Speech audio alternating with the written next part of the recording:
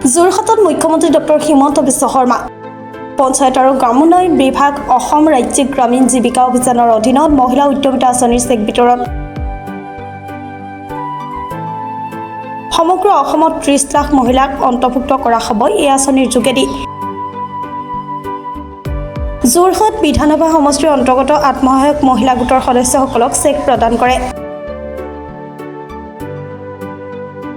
যোৰহাট বিধানসভা সমষ্টিৰ অন্তৰ্গত 18,605 মহিলাক উদ্যমিতা আঁচনিৰ অধীনত চেক প্ৰদান কৰে মুখ্যমন্ত্ৰীয়ে বৰ্তমানলৈকে অসমৰ 109টা বিধানসভা সমষ্টিত প্ৰদান কৰা হয়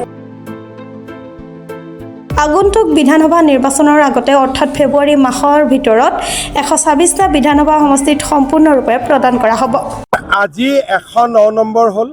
অহাকালি দেৰগাঁও আৰু তিতাবৰত আছে 111 হ'ব 14টা মান সমষ্টি থাকিব 20 তাৰিখৰ আগতে শেষ হৈ যাব আমি মাৰ্চ মাহৰ প্ৰথম সপ্তাহত ফ্লাইঅভাৰ উদ্বোধন কৰিম ফ্ৰীডম মুভমেণ্ট পাৰ্ক উদ্বোধন কৰিম মহিলা বিশ্ববিদ্যালয় উদ্বোধন কৰিম লাচিতৰ সমাধি ক্ষেত্ৰৰ সম্পূৰ্ণ প্ৰজেক্টটো উদ্বোধন কৰিম কোৰ্টৰ বিল্ডিঙো ৰেডি হৈ আছে গতিকে মই ভাবোঁ যে মাৰ্চত যেতিয়া ফাৰ্ষ্ট উইকত আহিম কেইবাটাও আঁচনি আমি আৰম্ভ কৰিব পাৰিম মই কি কমেণ্ট দিম পুলিচে গৈছে তাতে মোবাইল ফোন পাইছে বেলেগ বেলেগ বস্তু পাইছে হাইলাকান্দিটো পাইছে গুৱাহাটীটো পাইছে আইনমতে ডেফিনেটলি ব্যৱস্থা হ'ব আপুনি এছআইটি গৌৰৱ লিংকটো আপুনি ফাদিল কৰিব কিন্তু আজি আপুনি তাততো এটা ডাঙৰ কথা ক'লে যে এতিয়াও পাকিস্তানত বেংক এক্টিভ হৈ আছে গৌৰৱ গগৈৰ পৰিবাৰত পাকিস্তানতো বেংক একাউণ্ট আছে আৰু সেই কথাটো তেওঁ নিজে অসম পুলিচকে কৈছে মই ইমানটোৱে ক'লোঁ যে গৌৰৱ গগৈৰ পৰিবাৰে নিজে কৈছে যে মই পাকিস্তানৰ দৰমহা পাইছিলোঁ পাকিস্তানৰ বেংক একাউণ্টতে ৰাখিছিলোঁ আৰু বেংক একাউণ্টটো বন্ধ কৰি দিয়া বুলিও আমাক কোৱা নাই গতিকে এইটো এটা ক্লিয়াৰ ফেক্ট যে তেওঁলোকৰ টকা বিদেশী দি আহে বিদেশতে থাকে আৰু এইটো এটা বহুত ডাঙৰ ষড়যন্ত্ৰ 8 তাৰিখে মই কমেই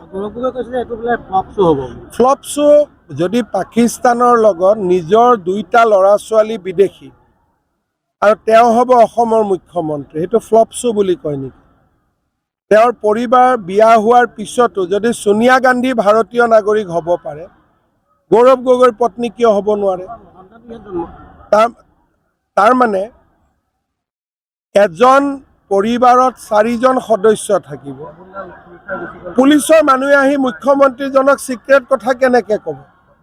বাকী 3জনটো বিদেশী নাগৰিক আৰু মই কোৱাৰ আগতে তেওঁ নিজে এফিডেভিটত ক'ব লাগিছিল নে নাই যে মোৰ 3টাই বিদেশী বুলি যোৰহাটত ইলেকশ্যন খেলাৰ আগতে যোৰহাটৰ মানুহক ক'ব লাগিছিল নে নাই আৰু মই যদি এক কদম আগত গৈ সোধো ধৰ্মবিলাক কি সেইটো কওক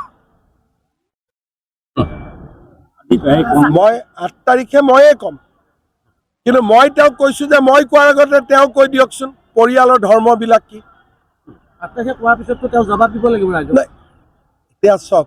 জবাব দিয়া নিদিয়াটো নিজৰ নিজৰ মানসিকতাৰ ওপৰত কথা আজি মোৰ ওপৰত কিবা কৈছে মই সৎপথত আছোঁ কাৰণে মই কৈছোঁ যে মই 9 তাৰিখে কেছ দিম তাৰমানে মই নিজে কনভিন্স যে মোৰ একো ভুল দোষ মই কৰা নাই কিন্তু আজি 5 মাহ আগষ্টৰ পৰা গৌৰৱ গগৈক মই ষ্ট্ৰেইট কৈ আছোঁ যে এওঁ পাকিস্তানত কেছ কিয় দিয়া নাই মোৰ ওপৰত তাৰমানে তেওঁ কোৰ্টত গ'লেই আৰু ফচিব বুলি জানে নহ'লেতো এজন সাধাৰণ মানুহৰ ল'ৰাটো নহয় তৰুণ গগৈৰ সন্তান আৰু তৰুণ গগৈৰ সন্তানক এজন মোৰ দৰে সাধাৰণ মানুহে পাকিস্তানৰ এজেণ্ট বুলি কৈ আছে তেওঁ কোৰ্টত যাব সাহস কৰা নাই কিয় কৰা নাই